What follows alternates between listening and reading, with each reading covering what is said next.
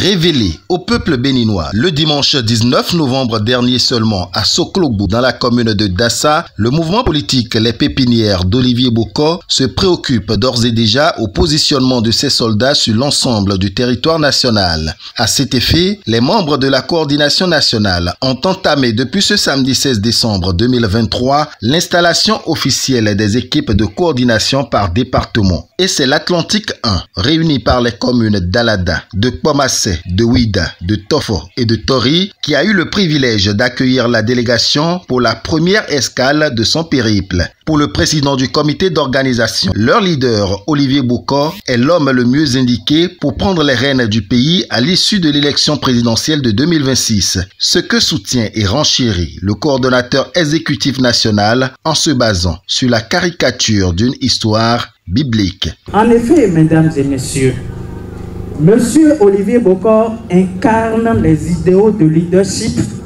d'intégrité et d'innovation.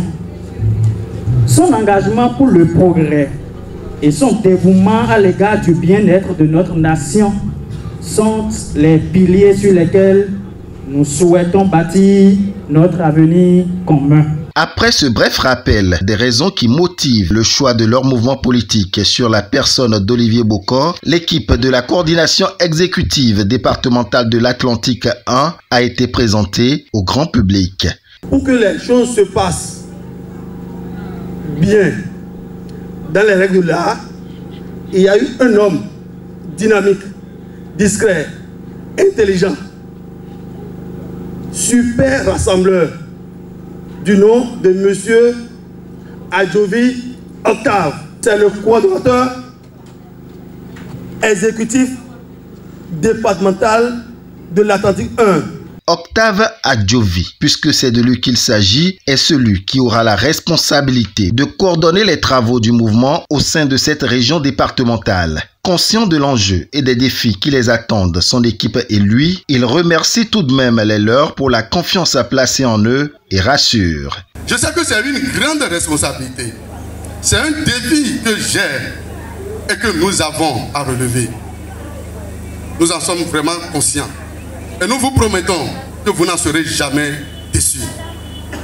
C'est pourquoi je m'engage dès maintenant et ici présent tout de suite avec ces femmes et ces hommes habillés en blanc que vous voyez avec moi à œuvrer la main dans la main pour avoir le résultat escompté.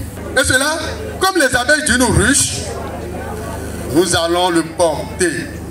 Et cela étonnerait le monde entier. Et pour aider la coordination à réussir sa mission pour l'atteinte des objectifs du mouvement, les représentants des jeunes, des sages et notables, des femmes à tour de rôle invitent tous les membres et sympathisants du mouvement à semer dans le cœur de chaque citoyen de leur localité la pépinière d'Olivier Bokor afin qu'elle puisse germer et donner un ombrage dont tous les Béninois pourront jouir. Je vous invite toutes à nous unir dans cette démarche à être les ambassadrices de l'idéal d'Olivier Bokor et à éclairer chaque coin de l'Atlantique 1 de la lumière de cette vision commune.